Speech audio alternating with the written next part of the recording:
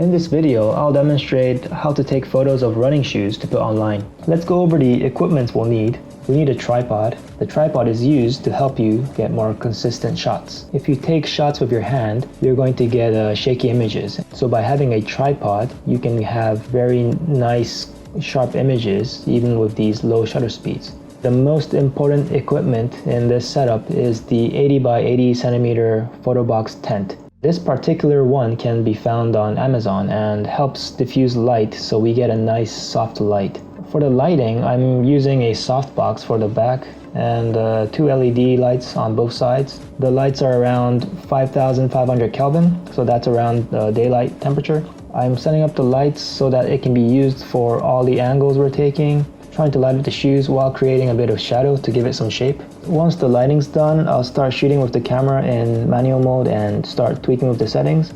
This first image looks way blue, and that's because of the white balance settings of my camera. So I'm going to place a gray card in front of the subject and adjust the white balance settings. You can always fix white balance in post when you're shooting raw. If you're shooting JPEGs, you really need to adjust your white balance beforehand. The next thing I do is to get good exposure. I don't want the image to be too bright or too dark. So one advantage of shooting in manual mode is that you will always get this consistent exposure with all your shots. If you shoot in auto mode, you will get bright shots and dark shots. So I'm going to use an aperture of at least f8. The ISO is a no-brainer, just set it to the lowest value. Then we can just tweak the shutter speeds until we get the desired exposure. So once the exposure is set, I'm going to turn off all the lights I'm using in the settings. I only want lighting's eye control to affect the products, so this shot should be pitch black.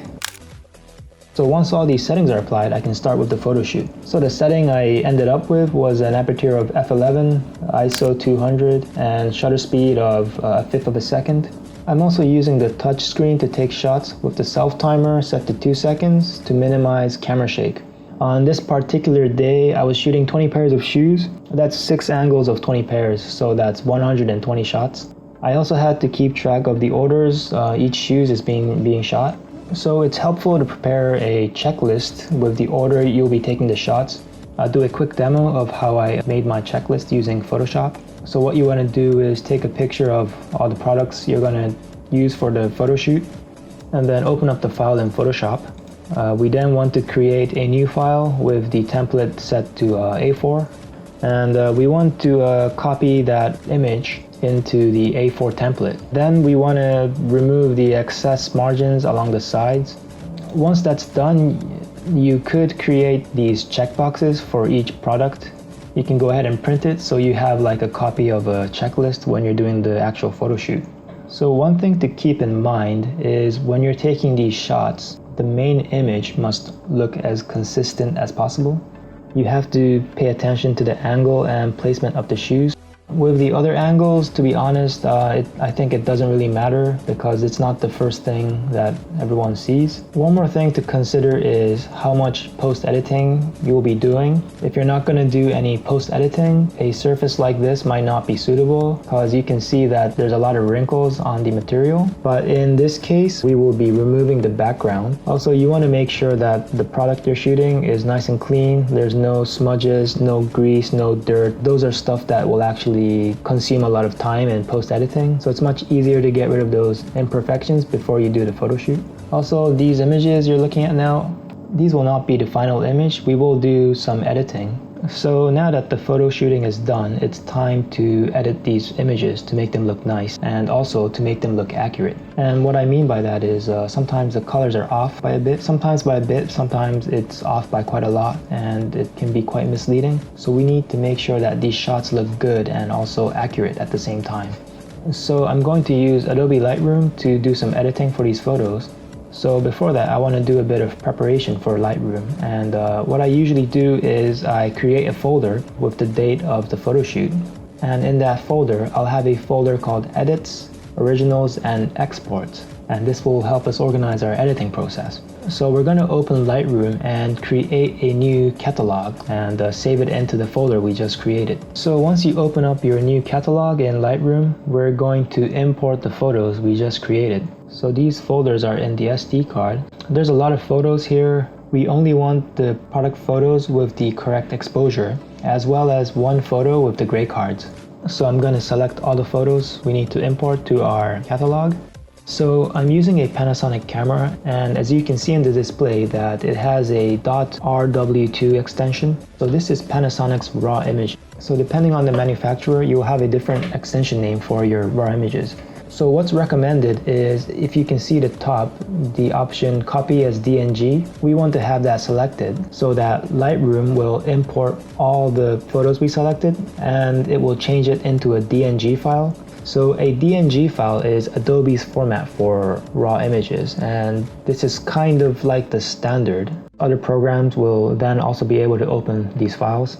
Then we need to choose where we want to import these images. So we're going to import it into the folder that we created under the originals folder. So this is where we will put all the raw images. So now Lightroom will copy all the images from your SD card to the designated folder. So if you're new to Lightroom is very powerful for processing images in bulks. So if you have a lot of photos that need color correction and exposure changes, then Lightroom is a really good option. Once you've done your editing in Lightroom, you can then convert your files into different formats like a TIFF file or JPEG or something. So one advantage of converting to a DNG is that it's more compatible with other softwares, and also DNG files are much smaller and you won't lose any quality. So one thing to note about Lightroom is when you're making these edits to these images, you're not actually affecting the actual image file. You're only making these changes, which are then saved into a different metadata. You're not actually affecting the image file itself. So this is like a non-destructive editing. So JPEG is called a lossy format because you will lose data every time you open it, every time you edit it, every time you save it, you're going to lose that data that can't be brought back. But with raw images, you will never lose the data. So once the import is done, you can go ahead and remove your SD card and keep it safe. So the first thing we can do is actually check the white balance again. So the first image is the shoe with the gray card in front of it. So we're going to go ahead and select that. And in the top, we're going to click on develop to go into develop mode. And this is where we'll be doing all the changes. Go ahead and click on the eyedropper tool. You can select any area in your photo which you think has a neutral color. So you can go ahead and click on the gray or the white or the black. So I'm just going to click on the gray and see how it goes. You can see on the right that the value for the temperature and tint has changed. So here we can easily adjust the white balance. You can also drag the sliders left and right to make manual adjustments. So we want all the photos to have the same white balance, and in Lightroom it's really easy to do. So in the bottom row, you click on the current image, make sure it's selected, and then you can press Ctrl A on a Windows or Command A for a Mac to select all the photos, and then click on the sync button. Here we can select the settings we want to sync across the entire selection. So click on white balance and click synchronize.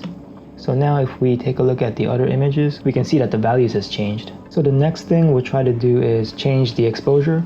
I think the photo looks a little bit too dark, so maybe we'll try to increase the exposure a bit. So to change the exposure, you can drag on the exposure slider. I think it's a little bit too dark and flat at the moment, so we're going to raise the exposure a bit and try to give it more contrast so that the colors stand out a bit more. So the best way to get started is to play around with each of these sliders and see how each of these sliders affect the image. So I'm going to increase the exposure a little bit because this photo is a little bit too dark. So you can use the histogram as a indication. It's a good way to tell whether the image is overexposed or underexposed. So another tool we can use is the two arrows on the corners of the histogram. We can see there's a corner on the top left and the top right. By moving your mouse cursor over these, you can see the areas of the image that's overexposed or underexposed. So if you put your mouse cursor over the right arrow, all the areas of the image that's overly exposed or pure white will highlight in a red color. And if you move your mouse cursor on the left arrow, all the areas that are pure black will be highlighted in red. So this is a good indication for us to tell whether the shoe is too bright or too dark. So for product images, I usually divide my photo editing in two parts. The first part is trying to get the right exposure and make sure that the product looks nice. There's a good contrast and no parts of the product are overexposed or underexposed. So this first part is kind of like an experiment where we play around with all these settings to see which settings gives us the best result. Then we'll check the shoes one by one and see if there aren't any problems. So after we made the changes with the white balance and the lighting, we're going to move to the next step, which is making sure that the color is accurate. So what we're going to do is take out each shoes, put it in front of us, and compare it with what we see on the display to make sure that what we see on the display is as accurate as possible in color. So before this step, you would probably want to calibrate your monitor. Otherwise, if your monitor is not calibrated, it's likely that it's not displaying the correct colors and everything will be a waste of time. If you're going to do this kind of color related design work, you need to calibrate your monitor. You can check one of my previous videos on how to color calibrate your monitor. So we have this purple shoes in front of us on the desk. What you're seeing on the display is actually the same shoes that we have in our hand. On the display it actually looks blue, but these are the same exact product. So sometimes the camera cannot pick up the colors correctly. So it seems to be quite a common problem, especially for purple colors, and it doesn't seem to matter whether you have a cheap camera or an expensive camera. So we need to fix the color of these images to make sure that the color is accurate. So in the next step, we need to make sure that the colors are accurate for every single product. And the only way to do this is to take out each product one by one and compare it with the product on the display. So right here we have the purple shoe, and on the display we have the same shoe but it's blue. So we need to change only this blue into purple without affecting the other colors. And in Lightroom there's a very easy way to isolate colors so that you're only affecting a certain color. So if you go down in the settings, you should see a hue, saturation, luminance area. You will be able to change these colors individually without affecting the others. Since we're going to change the blue, we probably want to mess around with the blue purple sliders. So after a bit of tweaking, and we got the ideal color, so you can see that there's a big difference. So once we're satisfied with the change, we're going to select the images that we want to sync the settings to. We have 6 angles of the same shoe, so we're only going to select these 6 shoes. Make sure that the purple shoes is the one that's being selected while the other 5 are being highlighted. And we want to click sync and synchronize the settings. Now if we take a look at the other 5 angles, we can see that the color changes have been applied. So what we need to do is repeat this process for every single product. The next step is to fix obvious imperfections. So sometimes the products will have some imperfections like dirt or dust, and there's a very easy way to remove this in Lightroom. The second icon is the spot removal tool. So you can use it to select an area of imperfection and select another area to clone over and copy over the imperfection. So this is a real powerful tool if you want to get rid of imperfections very quickly. Sometimes this spot removal is not the best choice. So in some cases, it's easier to make these edits in Photoshop. So if you want to edit the images in Photoshop, you can do so by right-clicking the image, select Edit In, and select Edit in Photoshop. We want to make sure that the changes done here are also visible in the other applications. So to do so, click on Edit and go to Catalog Settings. And here, go to the Metadata tab and make sure that automatically write changes into XMP is ticked. This way, changes that we make in Lightroom will also be visible in other applications such as Photoshop.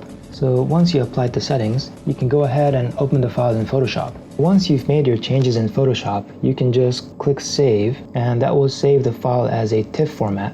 In this TIFF format, you will have all the changes made in Lightroom as well as the changes you made in Photoshop. So once you have this TIFF file, the original DNG file kind of becomes irrelevant. So here I'm removing the imperfection using the clone stamp tool. The next thing that will be done is to actually clip the shoes and separate it from the background. Basically, we use the pen tool so that we can isolate the product from the background. Then we are going to remove the background of the cloth we were using and replace it with a layer of solid white. If you want, you can also add artificial shadows to your shoe. Artificial shadows are nice because they don't make your image look flat. This is pretty much how it's done. You basically draw repetitions of black line and then smooth it out with Gaussian blur until you get the desired effect. So once the editing is done in Photoshop, we can then click Save and view the results back in Lightroom. So now that we're back in Lightroom and we've done all the color changes, all the lightings, and removed all the imperfections, and the product photo is ready for export, we have one final step that needs to be done, and that's cropping. So we're going to need to do some cropping to remove the excess edges for our final image. In Lightroom, there is a very easy way to crop images, and that's by using the crop tool next to the spot removal. For our online store, the aspect ratio of our images are 1:1, so we're going to click on original and change it to 1:1 so that the cropping is fixed at a 1:1 ratio. So what you can do is crop a little bit of the first image and then select the entire images in the collection and then sync the crop settings. This way every single image in the collection will have the correct 1:1 ratio of crop. After that you can fine-tune the cropping 1:1, but this will save you a lot of time. Once the cropping has been synced to all the shoes, we can now fine-tune the cropping 1:1 for each shoe. For my setup, the cropping doesn't have to be precise for every single product. The only image that has to have perfect cropping is the main image. This image will be displayed in the category page, so it's very important to nail the cropping for this main image. So what I mean by a perfect crop is that the margin on the left side and the right side is the same for every single main image, and the distance between the bottom of the image and the bottom of the shoe is the same for every single image. And there's an easy way to achieve this in Lightroom. To do this, click on View and go down to Loop Overlay and click on Layout Image. Next, I'm going to select an image that I use to help me with the cropping. So I'll actually open this image in Photoshop and show you what this image looks like. This image is actually just a square, transparent image with some guidelines along the edges for the margin. So by selecting this as the layout image, we can display this transparent image on top of the shoes when we're applying the cropping so that we can get the cropping as accurate as possible. So this will have to be done for every single main image. So now that all your images look great, it's time to rename the images so that they're easy to locate later. So in Lightroom, there's an easy way to rename multiple images. We do this by going into the library mode. So click on library at the top, select the image you want to rename, and click F2. In this pop-up, you can do the renaming for the image. So at the preset, you want to select custom, and then you can name the shoes however you want so that it's easy to identify the product later on. And once that's done, you just click OK. To rename the other images quickly, all you do is select the next image, press F2 and enter. Next image, press F2, enter. Next image, press F2, enter. So by doing this, you will have the exact same name, but with a number appended to the end. Once all your images are renamed, it's now time to export the images into JPEG. So to export an image, select all the images you want to export, click on File, and click on Export. So you want to choose a folder you want to export to. So we're going to select the exports folder we created. We have a setting for which image format, so we're going to choose JPEG with the color space to sRGB, and we can drop down the quality to save some space. You can also resize your images here, and for the web, you want a resolution of 72 pixels per inch. And once you're satisfied with all the settings, you can click export and all your images will be exported as JPEG.